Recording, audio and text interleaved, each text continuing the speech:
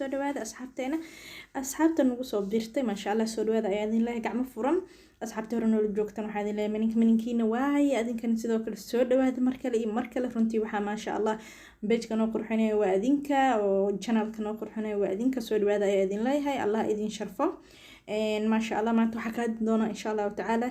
baby-ga markuu gaaro 6 months ama 6 bilood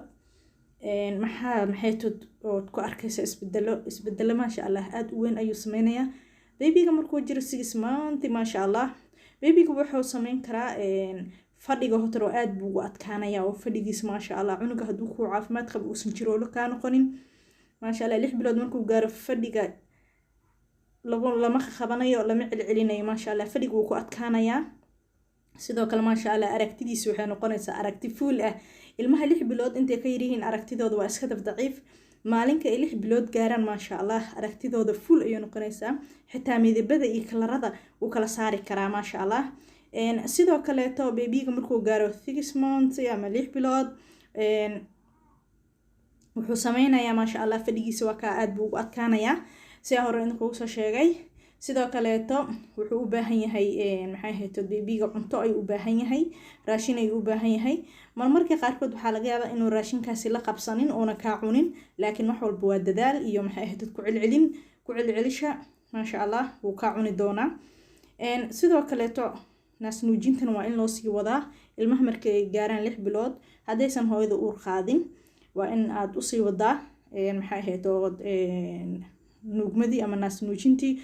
raashinkiisana aad u bilowdaa ma sha Allah aasiisa ilmaha 6 bilood markuu gaaro caana kaliya kuma filna waxay u baahan yihiin cunto kale ay u baahan yihiin marka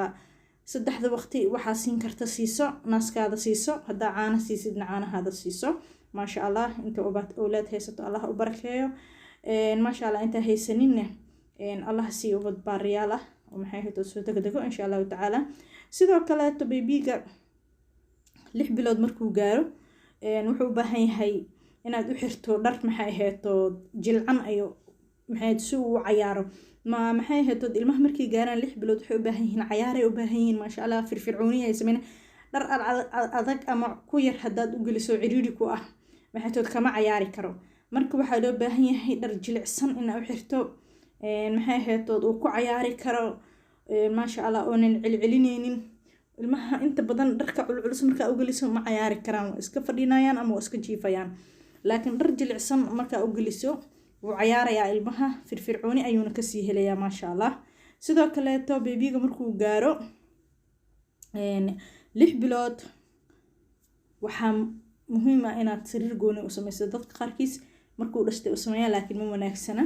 ilmaha mar walba oo maxay hayto hooyada waa inuu ka ag dhawaada intuu 6 bilood ka yar yahay si mar walba u ooyo ama u dhageysato codkiisa u soo qabasto ilaa markaas codkiisa aad u weynin intuu yar yahay marka waxa macquul ah inay hurdadu kula tagto ilmahan iska ooyo marka ilaa 6 bilood waxa wanaagsan ilmaha inaad dhinacaada jiifsato ma sha Allah oo sariirtaada aad kula jiifto laakiin 6 bilood markuu gaaro waa ilmo weyn ma sha Allah haduu ooyo waad ku kici kartaa qeyladiisa waxa fiican inaad sariir gooniyo u sameyso ma sha Allah ilmaha maxay hayto aad iyo aad إن شاء الله تعالى هلو بداله ما شاء الله واهبي إلهي كسيه ما شاء الله ديق إلهي بحيه ويه قف كلنا ما بحين كرتو ما شاء الله أدبا ما هسنتينا يا إذن لا هاي سودو هذا مركلي مرسد هاد ما هتسندين